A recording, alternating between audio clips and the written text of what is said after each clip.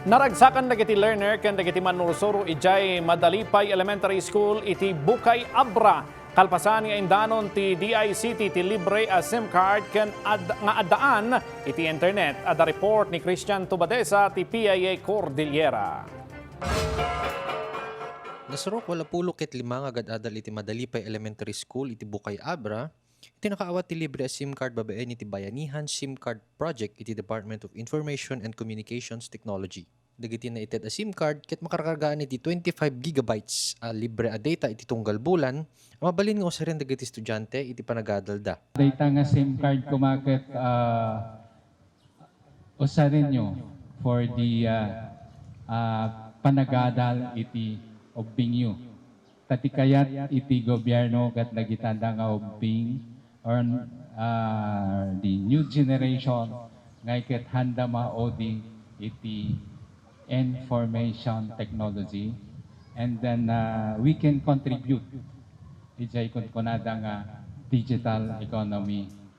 Agyaman kami iti DICT serta inikanda kami ti libre nga internet. Na importante ti internet serta makatulong dito ti panagadal. Maka-adala mga nasayatin sir ta dati maka-search konton.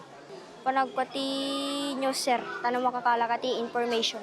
Bayanihan SIM Card Project ket maysa kadagiti programa ti gobyerno babaen iti DICT amang ted iti napigpigsa ken nalawlaw nga internet connection kang runaan kadagiti adayo a kagimungan. Nasyad mo para ti panag-research dati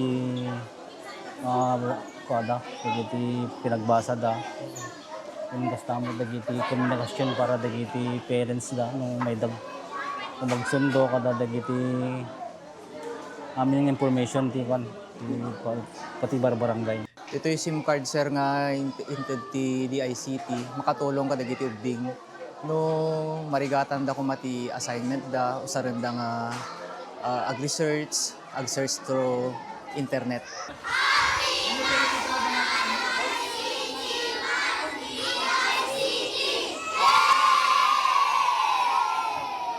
Maripod dito Abra, Christian Alister Tubadesa ti PIA Cordillera para iti Pagilian.